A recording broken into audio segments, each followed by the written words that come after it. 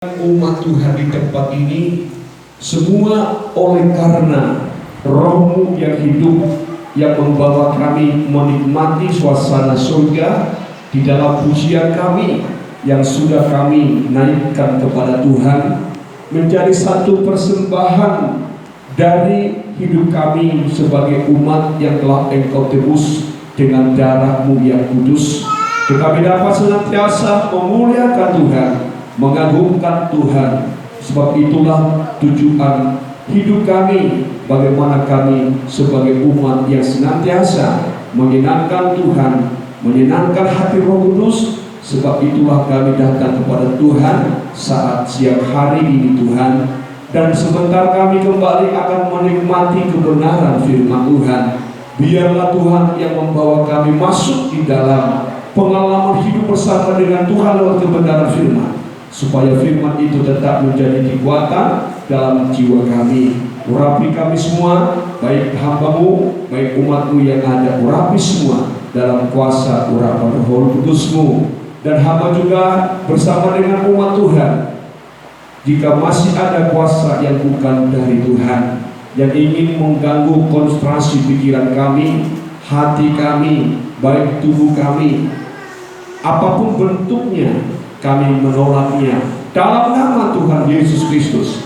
Biarlah kuasa darah-Mu yang menutup bungkus kami semua Tuhan. Terima kasih Bapa buat kebaikan Tuhan dalam hidup kami. Terpuji Engkau saat ini sampai selamanya. Haleluya, amin. Baik, silakan duduk kembali. Puji Tuhan.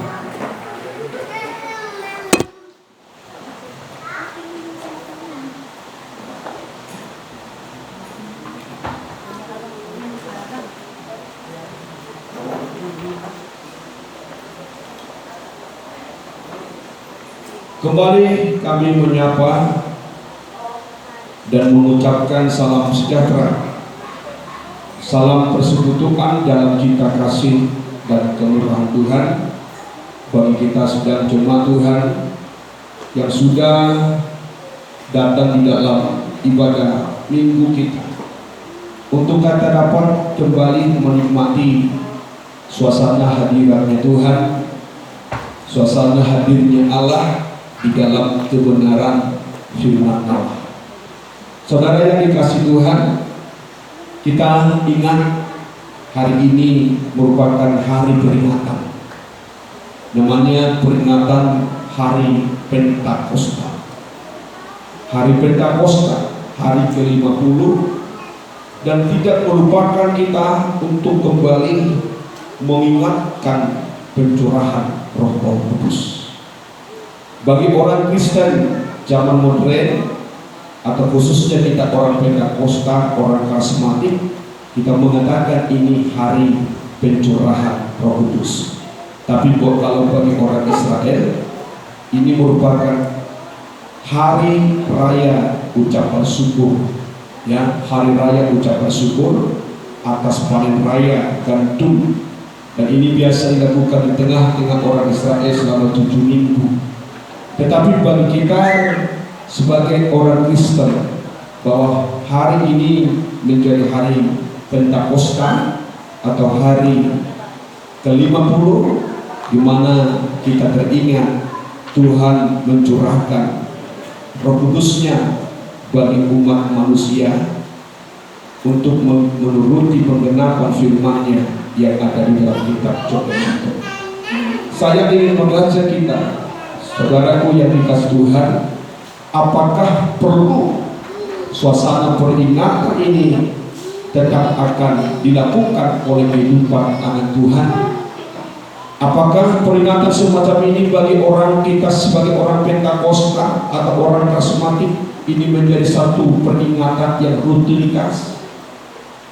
Dan saya mengatakan ya, ini harus tetap berjalan, yang tidak ada bedanya dengan peringatan-peringatan hari kebesaran di dalam Tuhan, baik hari kebangkitan, hari kematian, hari kenaikan.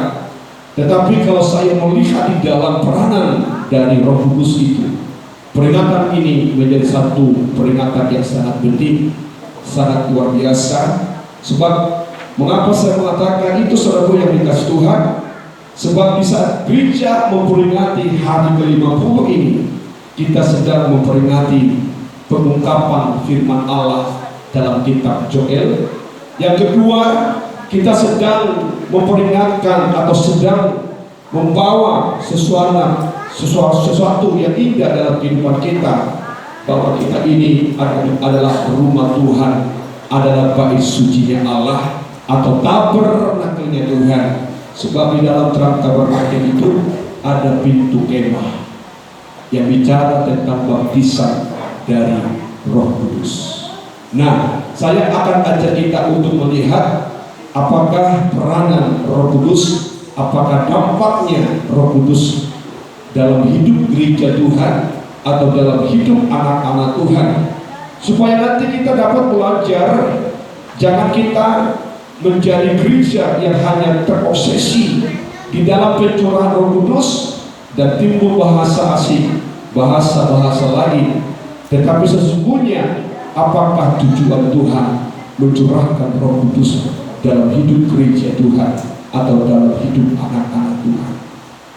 Ini yang menjadi hal yang perlu kita pelajari di dalam suasana memperingati hari ke-50 ataupun hari Pentakosta ini.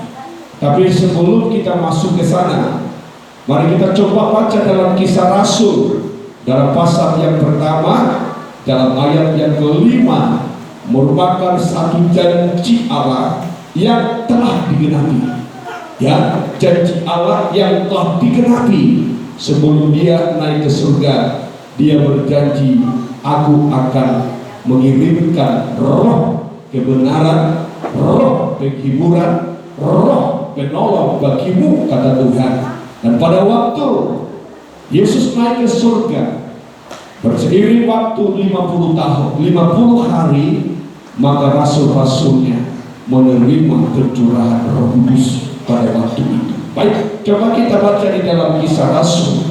Dalam Kisah Rasul pasal yang pertama, dalam ayat yang ke-5, puji nama Tuhan. Ya, sebab Yohanes membaptis dengan air, ya, tetapi tidak lama lagi kamu akan dibaptis dengan Roh Kudus. Sebab Yohanes membaptis dengan air, tetapi tidak lama lagi kamu akan dibaptis dengan Roh Kudus. Amin.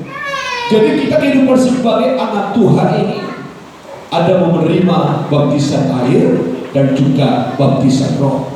Itulah yang dikatakan suasana pencurahan Roh Kudus. Dan itu telah berjalan seperti yang dikasih oleh Tuhan dalam kurun waktu 2000 tahun yang lalu, bahwa pencurahan Roh Kudus bagi umat manusia untuk menyatakan penggenapan firman Allah yang telah dinubuatkan oleh Nabi Joel, bahwa manusia, orang-orang yang kecil, yang tua, yang muda, perempuan, laki-laki, taruna-taruni akan mendapatkan pencurahan roh. Seiring waktu beberapa tahun berjalan, maka Tuhan menggenapi janjinya dalam Kisah Rasul.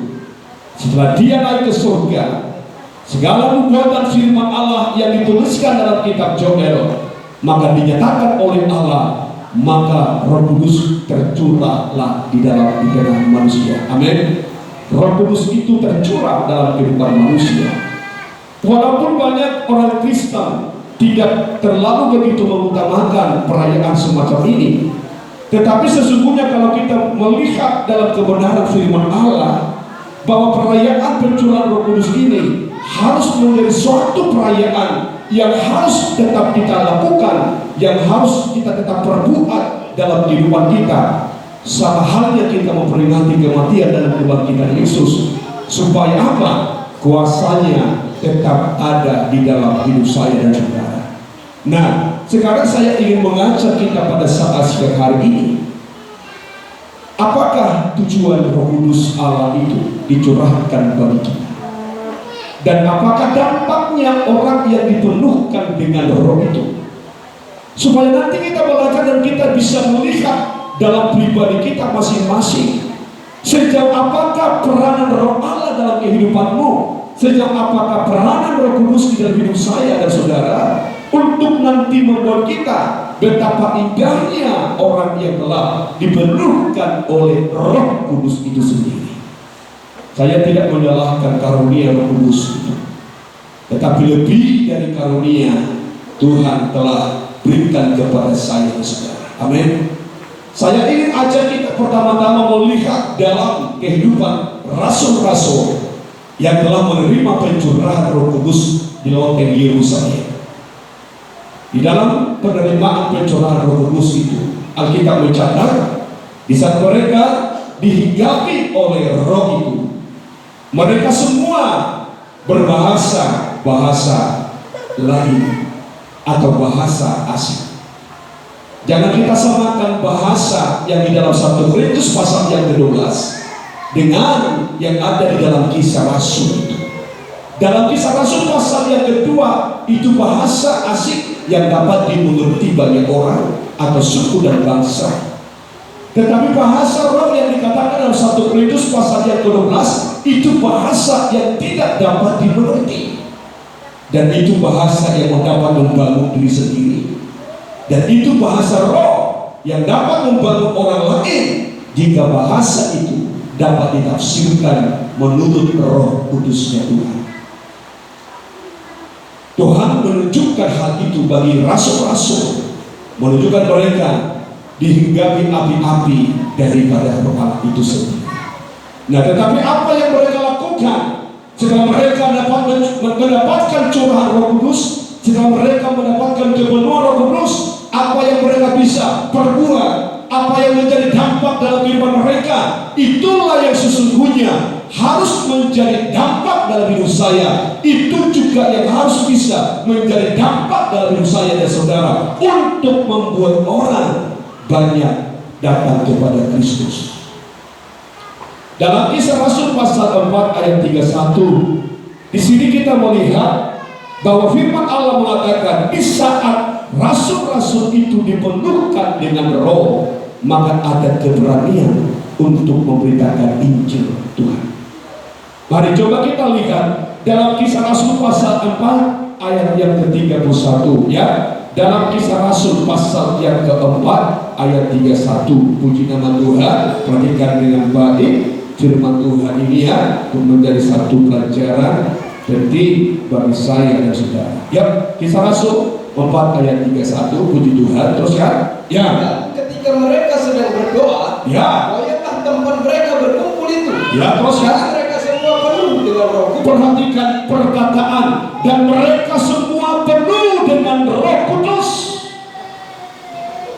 Jadi sebenarnya yang bicara tentang Roh Kudus ini bukan merupakan satu ajaran yang salah, tetapi ini menjadi satu ajaran firman Allah yang harus menjadi satu iman bagi gereja Tuhan, bagi anak-anak Tuhan, bagi taruna-taruni, baik wanita, laki-laki, harus menjadi satu pengajaran yang harus diimani dalam kehidupan kita.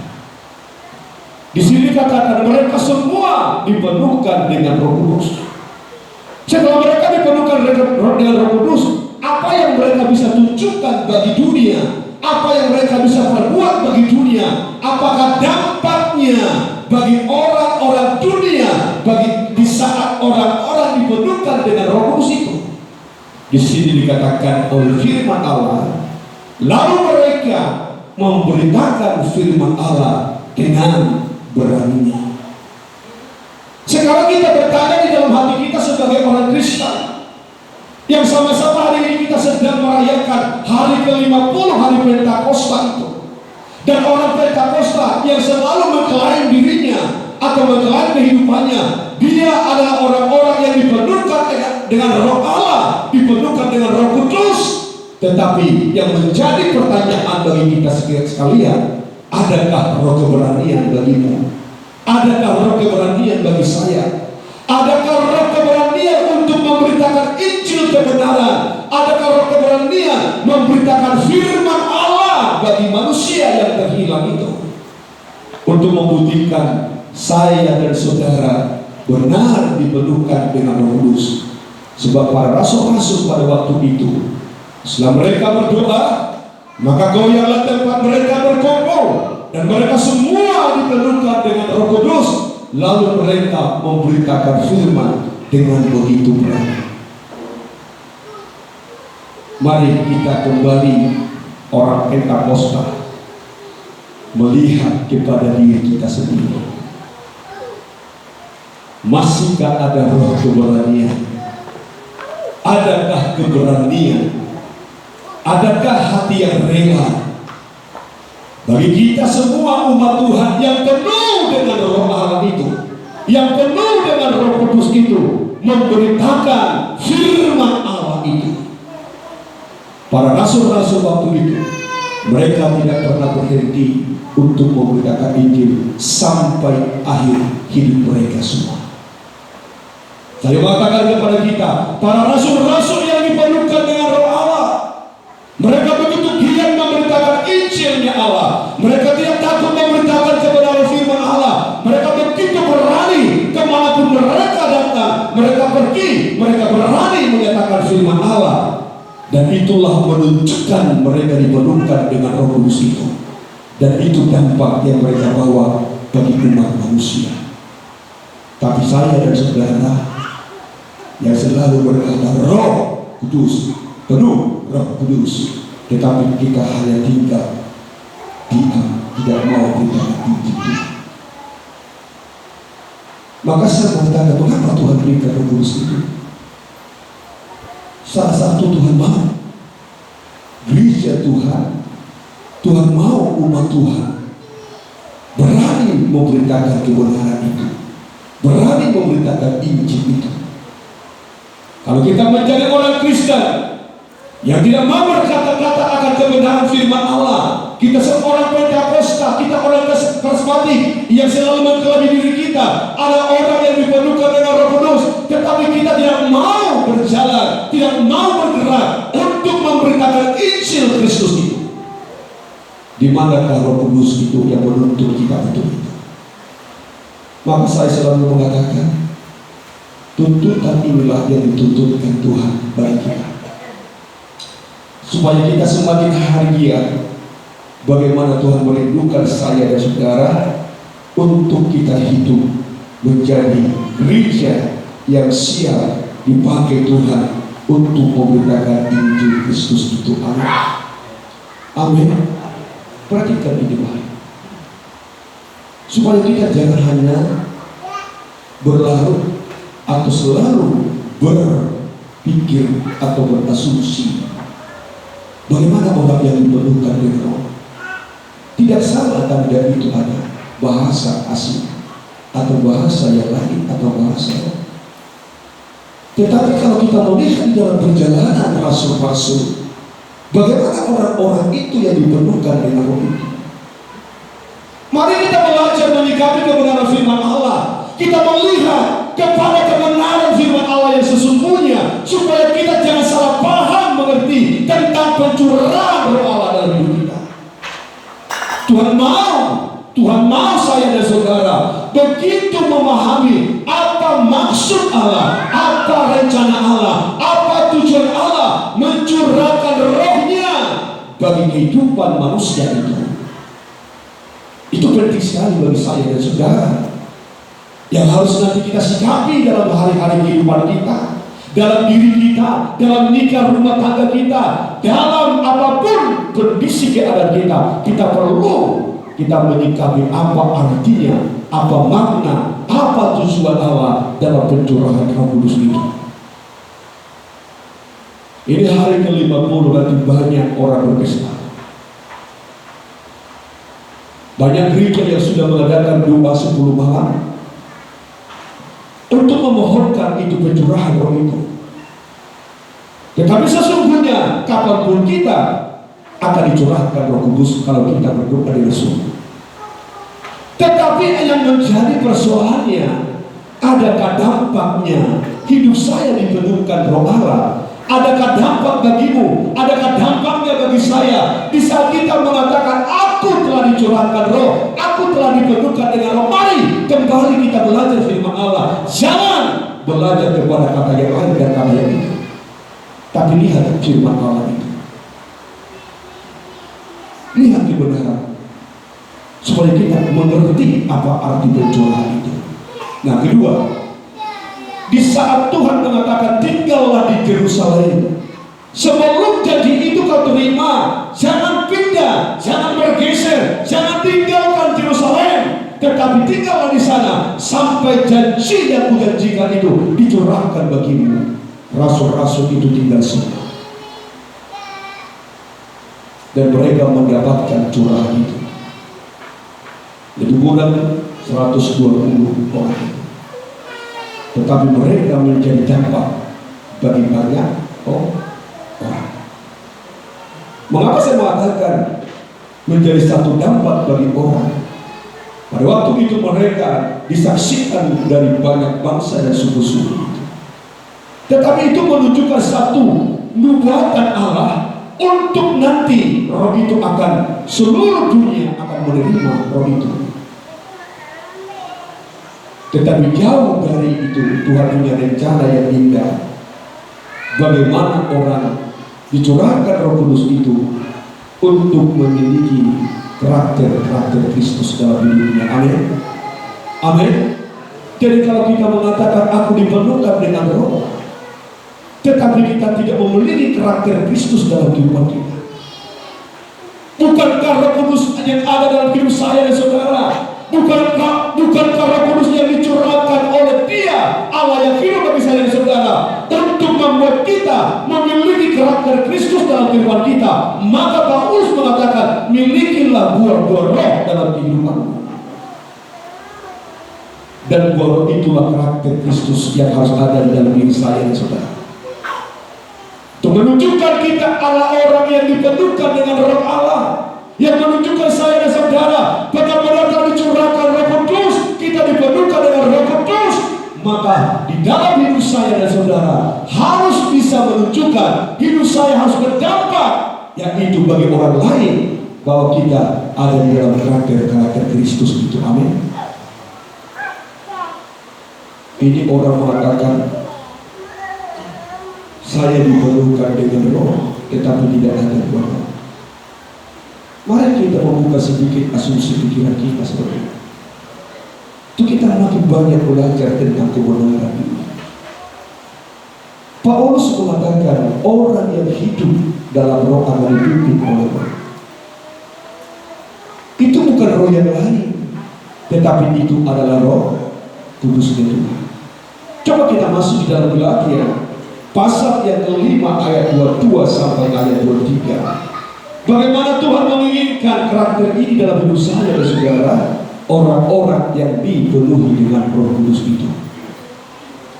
Puji Tuhan. Amin. Amin. Baik, kita baca dalam Galatia pasal 5 ayat yang ke-22 ayat yang sampai ayat 23. Ya, teruskan. Ya. Tetapi buah roh ialah teruskan. Ya, cinta, terus damai sejahtera, ya, kesabaran, ya, terus kemurahan, ya, kebaikan, terus kesetiaan, amin, terus kan, kelemah lembutan, ya, penguasaan diri, amin. Tidak ada hukum yang menentang hal Nah, tidak ada hukum yang menentang hal-hal yang itu. Mungkinkah kita yang dipenuhkan dengan Roh Kudus tetapi tidak memiliki karakter Kristus dalam hidup kita? Maka disitulah yang dikatakan oleh Tuhan, tinggallah di Yerusalem sebelum kamu menerima janji-janji Allah itu. Maka aku mengatakan kepadamu, jangan tinggalkan Yerusalem. Apa janji Allah itu? Orang langsung bertanggapan kepada janji Allah, dipenuhkan dengan roh Allah itu sendiri. Tetapi kita harus menyelidiki lebih jauh, apakah itu roh itu yang dicurahkan dari sana. Kita harus memahami itu, saudara. Kalau Tuhan telah mencurahkan Roh Kudus dalam hidup saya dan saudara, coba ayat 22, kembali kita akan melihat ini, untuk menjadi satu koreksi bagi saya, koreksi bagi kita, untuk menjadi satu beban perjuangan saya dan saudara. Supaya apa? Supaya Roh Allah, Roh Kudus itu benar-benar diam dalam hidup saya dan saudara, penuh, selalu penuh dalam hati kita. Maka dikatakan di sana, tetapi buah roh adalah kasih, sukacita, damai sejahtera, kesabaran, kemurahan, kebaikan, terus kesetiaan.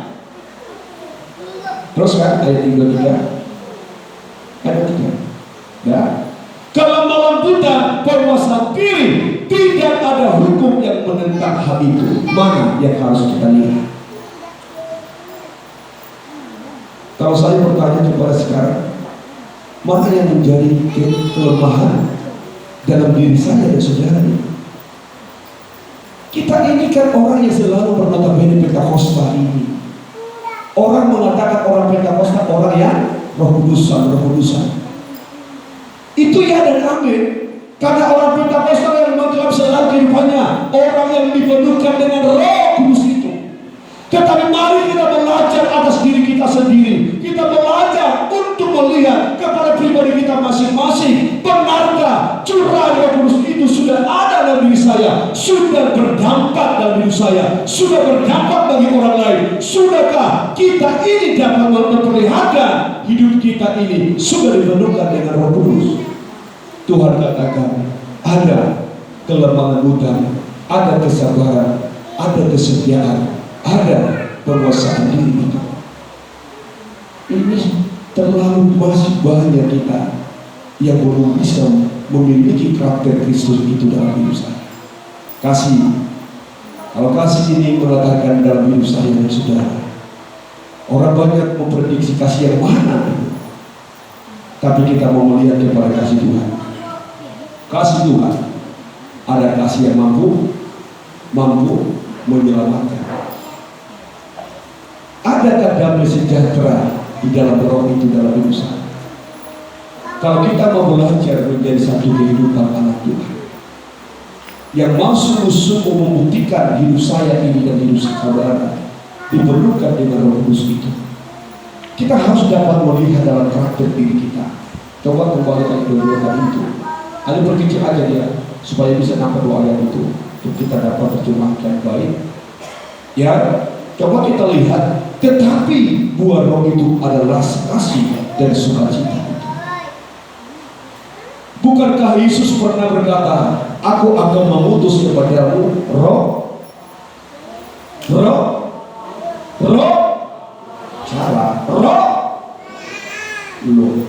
Masa nggak mengerti kita sukacita itu apa? Ya Pak, ya roh penghibur. Ya. Tetapi apa yang kita alami dalam hidup kita hari-hari ini? Makanya saya mengatakan orang yang dipimpin oleh roh, hatinya selalu bersukacita, hatinya selalu bergembira di dalam situasi dan kondisi apapun. Sukacita itu tidak pernah terambil dalam kehidupannya. Sebab apa? Sebab dirinya, sebab kehidupannya masih tetap dipenuhkan dengan roh kudus itu sendiri. Kalau ada sukacita, masihkah ada perbantahan? Kalau ada sukacita, masihkah ada pertikaian dalam nikah rumah tanggamu?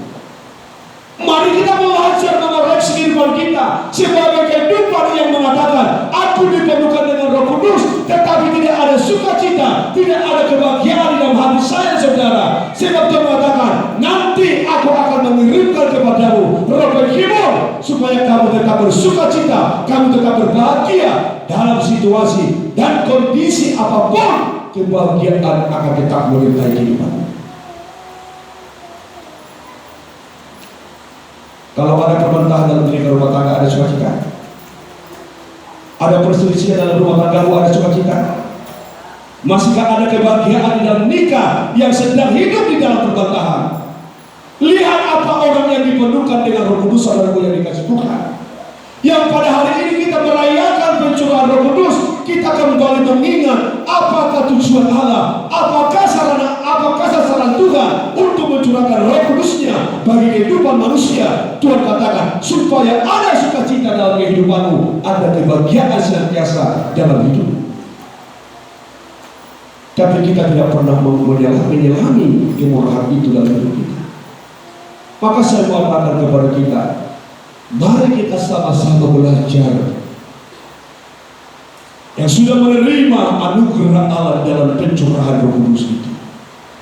Saya mengatakan Tuhan mau supaya gerejanya, Tuhan mau supaya pribadi kita benar-benar berkarakter Kristus.